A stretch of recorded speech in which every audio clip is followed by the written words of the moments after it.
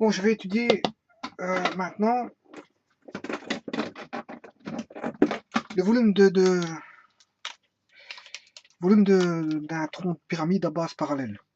Donc je vais en étudier son volume.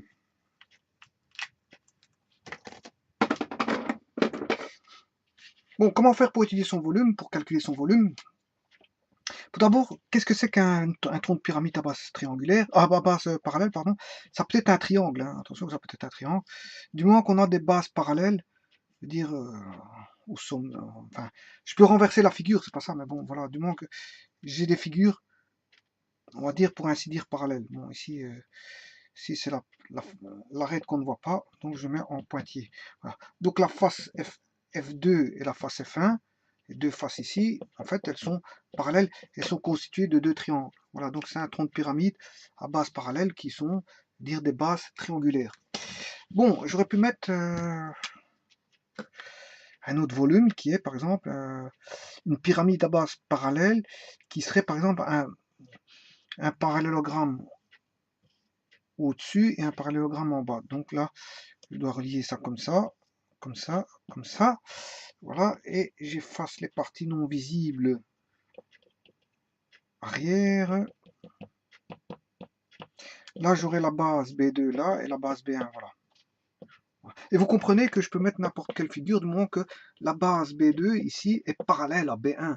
C'est ça que ça veut dire à base parallèle.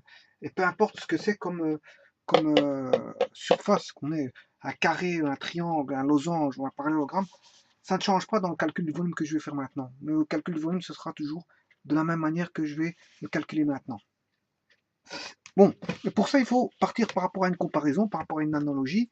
Et la meilleure analogie qu'on a, ben, c'est le cône. Pour calculer, ben, on sait facilement calculer le volume d'un cône. Hein, le volume d'un tronc de cône provient de quoi? Le tronc de cône, mais il provient d'un cône général, hein, qui est ce cône-là, cône général, dans lequel je vais enlever ceci. Voilà. Voilà. Donc en fait, le tronc de cône proviendrait d'un cône général, moins une partie que je vais enlever. Voilà. Une partie, on enlève une partie du cône. Donc si j'enlève de ce cône général là, j'enlève une partie ici. Voilà. Là, j'obtiendrai le tronc de cône ici. Puisque de ceci, je coupe un morceau ici de volume, mais j'obtiens ce volume là. En d'autres termes, le volume V là est égal à V2 moins V1. Bon, mais c'est facile de calculer celui-ci. Le volume du cône ici est très simple à calculer. Sachant qu'on a une base B2 ici, une hauteur H2, mais le volume V2 vaudra un tiers de H2 B2. Quant au volume ici, bon, il est constitué d'une base B1, mais c'est ici d'une hauteur H1, là on aura moins un tiers de H1 B1. Voilà. Bon, le tronc de cône a une hauteur H, hein, je dois l'exprimer en fonction de l'hauteur H bien sûr. Hein.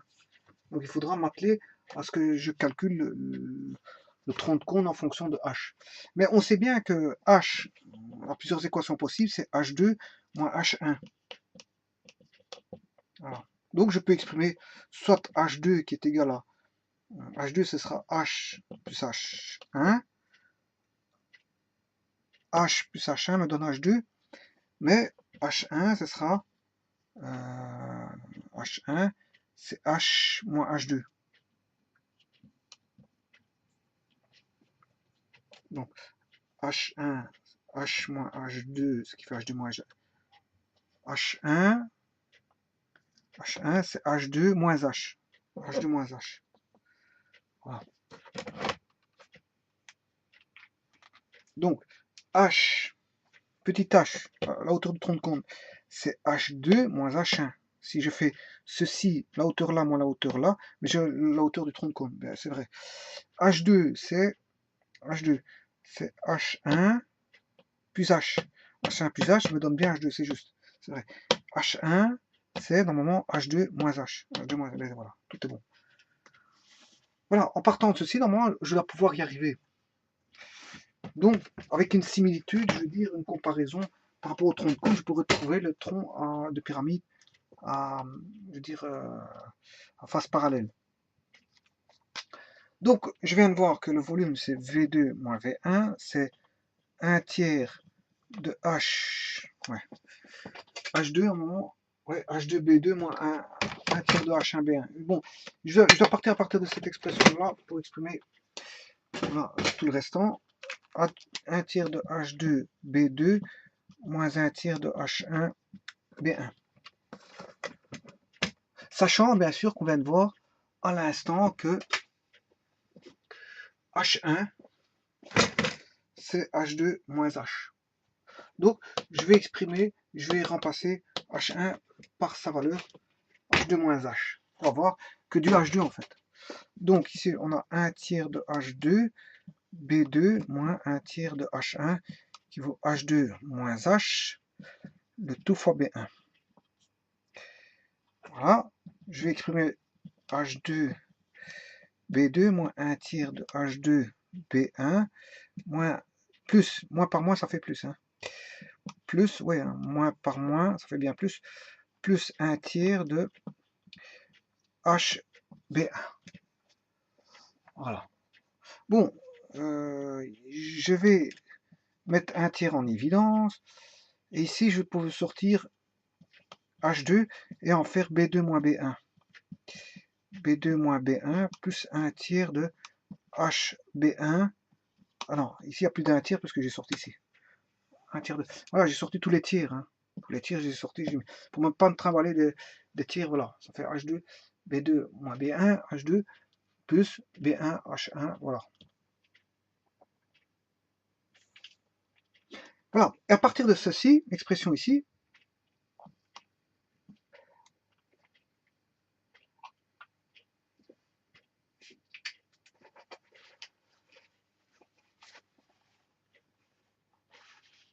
à partir donc de cette expression-ci, je vais calculer le volume de tronc de... Ça, c'est le volume de tronc de cône. Hein. Volume de tronc de cône. Ouais, on n'a pas un cône, on a affaire à un tronc de pyramide à face parallèle. Donc, mais je vais partir à partir d'ici parce que c'est une analogie. Le fait de prendre un cône et le découper en morceaux pour avoir le tronc de cône, ben c'est la même chose que pour une pyramide. Je vais découper en morceaux pour avoir le tronc de pyramide à face parallèle.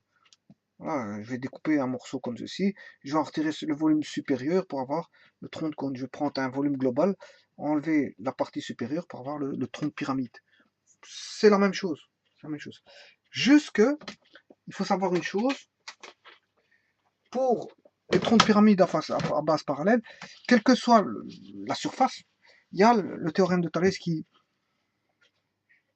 rentre en jeu. Et donc, par exemple, si je prends un triangle, hein, on va prendre un triangle, une pyramide à base parallèle qui sont des triangles. On a tout un jeu de parallèles. Hein. Lui, il est parallèle à lui. Si je fais ceci, lui, il est parallèle à lui. Voilà. Lui, il sera parallèle à lui, et lui, il sera parallèle à lui, avec, bien sûr, vous comprendrez qu'il y a des coefficients de proportionnalité, en fait, qui vont rentrer en jeu. Voilà, ici, j'ai pris une figure à base triangulaire. Bon.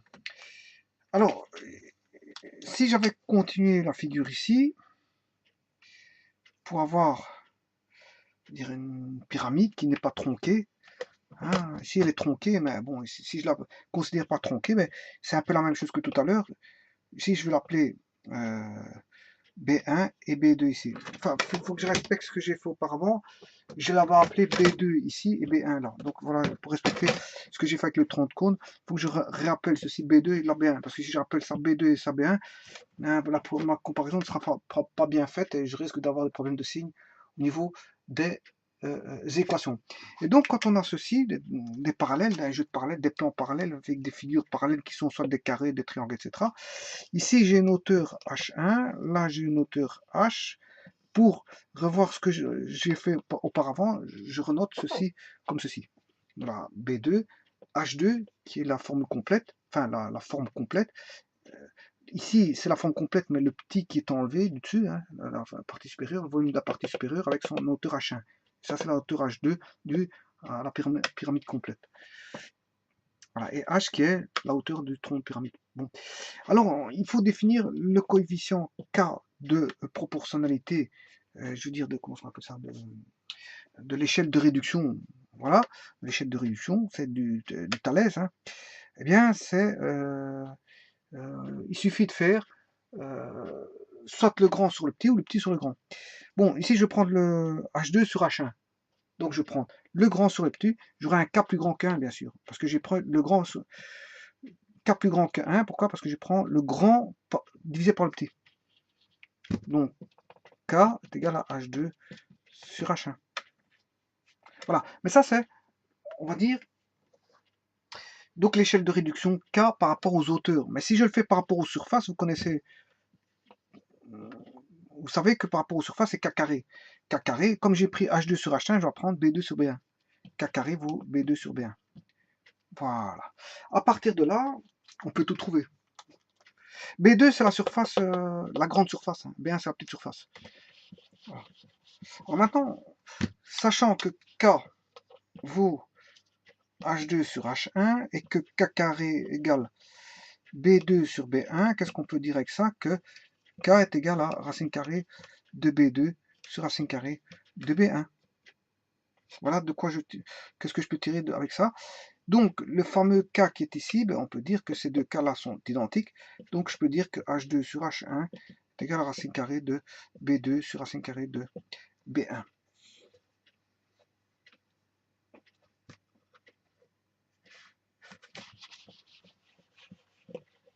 À partir de ceci, je peux tirer l'expression suivante que H2, je vais renoter ici, hein, H2 égale H1, non, H2, H2, H2 sur racine carrée de B2,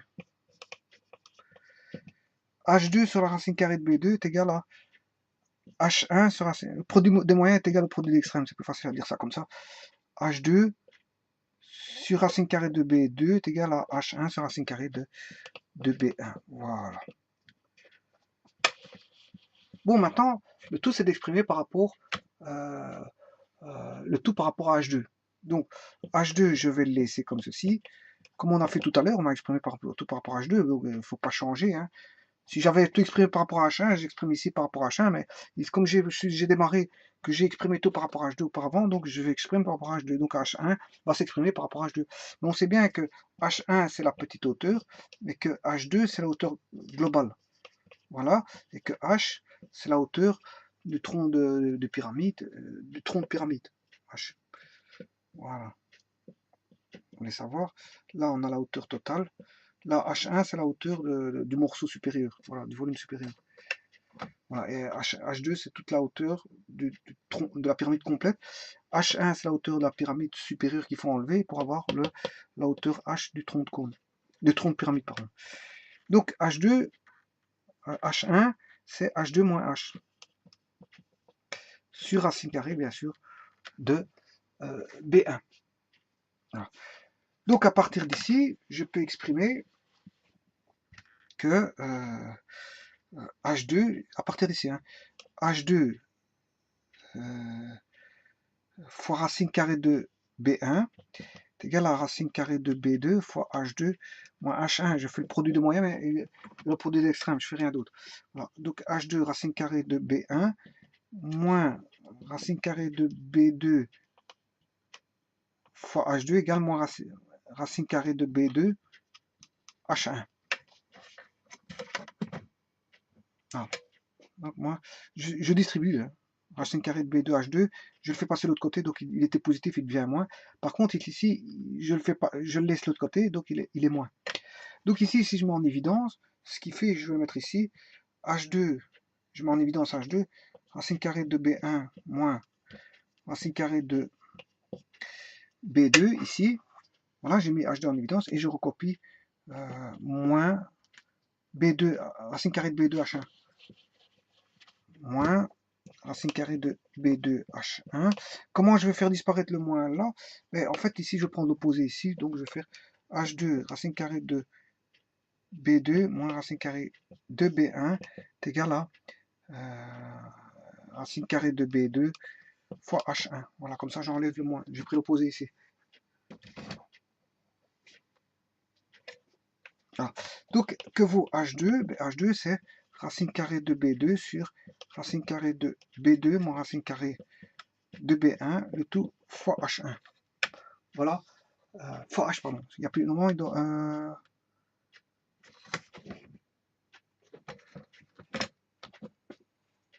C'était H2 moins H. Donc, je ne saurais pas avoir de. C'est H2 moins H. Il ne doit pas avoir de H1 parce que j'ai exprimé H1 en fonction de H2 moins H. Donc, je ne dois pas avoir de H1. Je m'excuse. Voilà, parce que c'était H2 moins H.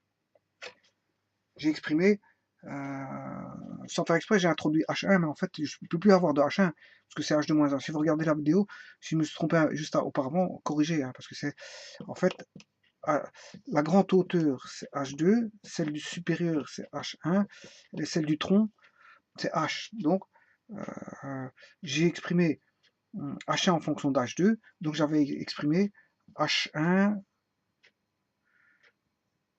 est égal à H2 moins H. H2 moins H. Donc je ne peux plus avoir de H1. Voilà, c'est ça que je veux dire. Voilà, et donc au bout du compte, on a ceci. H2 égale racine carrée de B2 sur racine carrée de B2 sur racine carrée de B1 fois H. Bon, mais ceci, je reviens ici, au trop de compte, et c'est là que je fais l'introduction de mon expression H2 qui provient de Thalès, que je vais mettre dans ce fameux H2 ici qu'on voit ici. Voilà. Et c'est ça qui va me permettre de trouver le volume du tronc de pyramide à face parallèle. Mais voyons voir ça tout de suite. Ce qui fait 1 tiers de H2 B2 moins B1 plus H B1. Voilà, ça c'est le tronc de cône. Faisons la correction par Thalès de ceci. Thalès, pour les faces parallèles, nous donne ceci. H2, c'est racine carrée de B2 sur racine carrée de B2 moins racine carrée de B1 fois H, le tout B2 moins B1 plus H B1, le tout fois 1 tiers. Voilà, j'ai juste pris H2 racine carrée de B2, racine carrée de B2 moins racine carrée de B1 fois H, vous voyez, H2, j'ai injecté ici tout simplement, là dans H2, ce qui fait on retrouve H2 ici. Voilà. Bon, alors ceci, comment on va l'exprimer? Ici, je dois multiplier par... Je vais reculer le 1 tiers. Si je mets le 1 tiers ici, on voit toujours, je vais multiplier par le conjugué de ceci. Voilà. Si je multiplie par le conjugué, ce qui fait racine carrée de B2 moins racine carrée de B1, bien sûr avec un plus, parce que là il est moins, donc le conjugué il doit être plus racine carrée de... Voilà. Voilà. Alors, si je multiplie ces deux-ci, ça va donner racine carrée de B2, ça va donner B2 moins B1. Racine carrée de B2 fois racine... On a A plus B fois moins B, donc ce qui fait A carré moins B carré. Donc racine carrée de B2 au carré, ça fait B2. Racine carrée de B1 au carré, ça fait B1. Donc j'aurai B2 moins B1 au dénominateur. Et comme on se retrouve avec un B2 moins B1 ici, ben, on peut le simplifier. Voilà. Donc il peut partir. Qu'est-ce qui reste? Il va rester quoi? Donc on n'a plus de dénominateur, je peux retirer ça, voilà. Et il reste ceci. Donc, ce qui fait 1 tiers de racine carrée de B2 fois racine carrée de B2, ce qui fait racine carrée de B2 au carré, ce qui fait B2, B2 fois H, racine carrée de B1 fois racine carrée de B2, plus racine carrée de B1 fois racine carrée de B2, le tout fois H, et plus B1 fois H. Voilà. Alors j'efface ici et je réécris, ce qui fait racine carrée, je distribue le 1 tiers. 1 tiers de B1 fois h. J'écris premier celui-ci. Voilà, voilà. Un tiers de celui-ci. Un tiers de celui-ci, plus un tiers de B2 fois h, plus racine carrée de B1 fois B2, voilà, fois un tiers, voilà, fois h. Bon, je peux mettre un tiers et h en évidence, voilà, pour avoir, c'est pas, ça, voilà, ça c'est le volume du tronc de pyramide, et non pas du tronc de cône, parce que j'ai fait une correction par rapport à Thalès. Voilà. Alors qu'est-ce qu'on se rend compte? On se rend compte de quoi? Ben, ici, on a la contribution du volume supérieur, hein, contribution du volume supérieur, B2, un tiers de B, c'est comme si on avait un espèce de cône. C'est comme si on avait la contribution d'un espèce de cône au supérieur. Donc, on a la contribution d'un cône avec une base inférieure, qui est la grande base, plus la contribution de la petite base, B1, et puis la contribution de la moyenne géométrique des deux bases. Voilà. Il suffit de faire la moyenne, toujours en faisant un tiers fois h, qui est, veut dire, voilà, similaire du tronc de cône, en fait. Voilà, similaire du tronc de cône. Donc, par rapport à, voilà, on a la contribution, c'est toutes des sommes, tout d'abord, hein, mais on a une contribution de B2, de B1 et de la moyenne géométrique de B1 et de B2.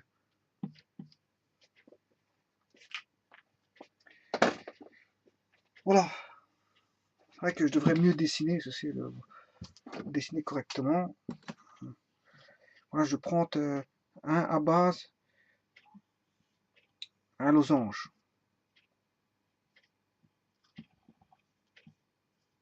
Ici, c'est pas un trapèze.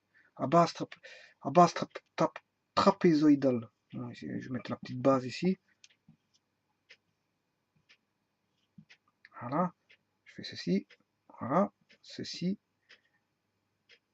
Et ceci. Bien sûr, les arêtes non vues, elles sont situées derrière. Voilà. On ne les voit pas. Pour éviter toute confusion possible de vue. Et on a ceci. Donc, ici, j'ai bien un trapèze, ici. Voilà. Et ici, j'ai court un trapèze ici. Voilà.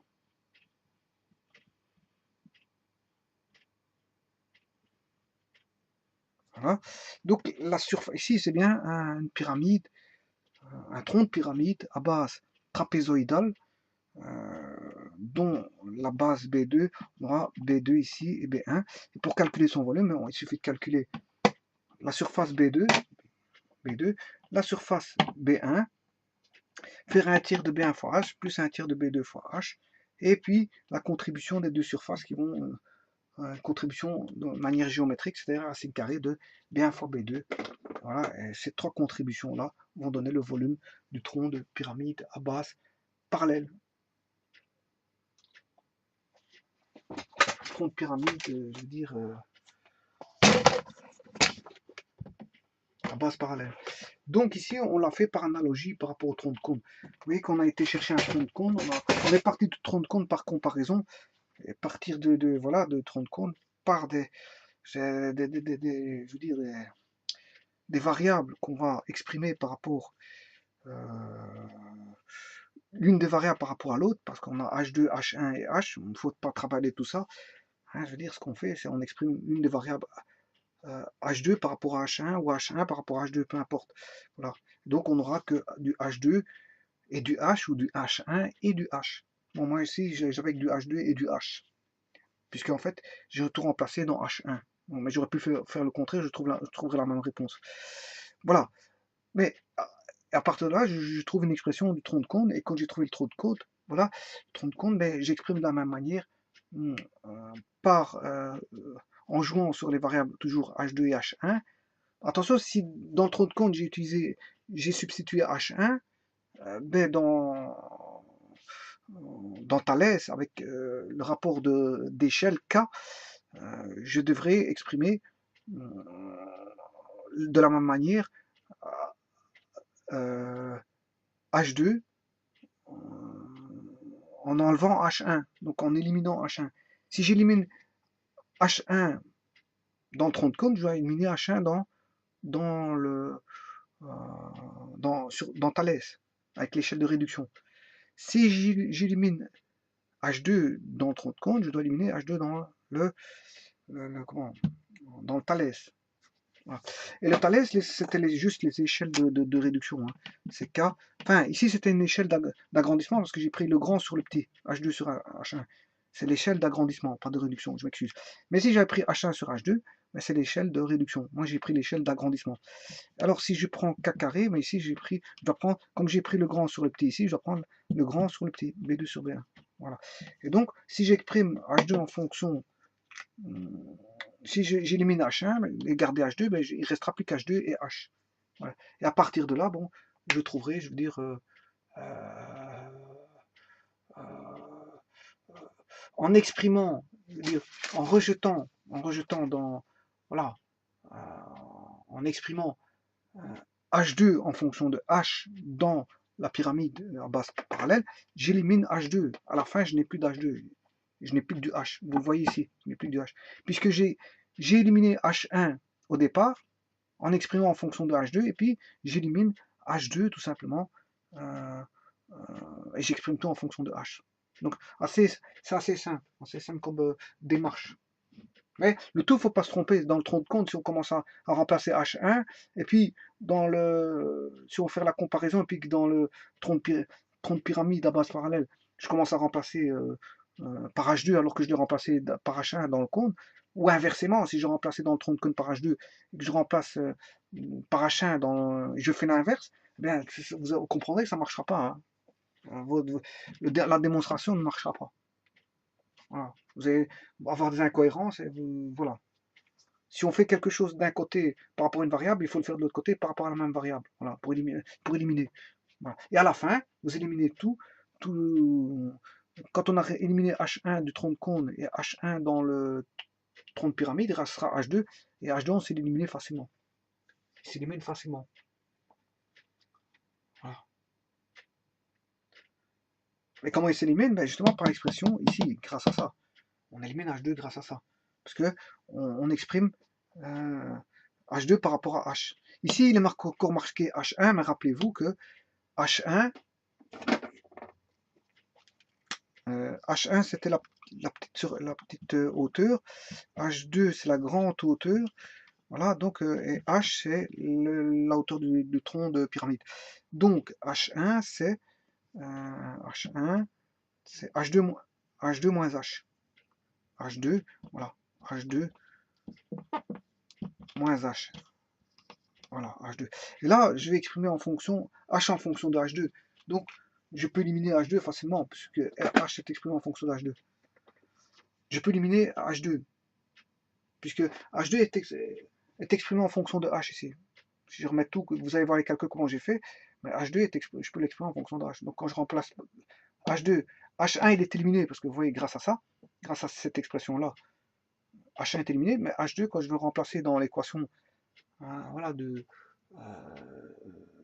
tronc de cône, pour avoir le volume de tronc de pyramide, je vais remplacer H2 par son expression en fonction de H, j'aurai plus d'H2, je n'aurai plus que du H. Et voilà comment on n'obtient que du H. Voilà, je vous remercie beaucoup.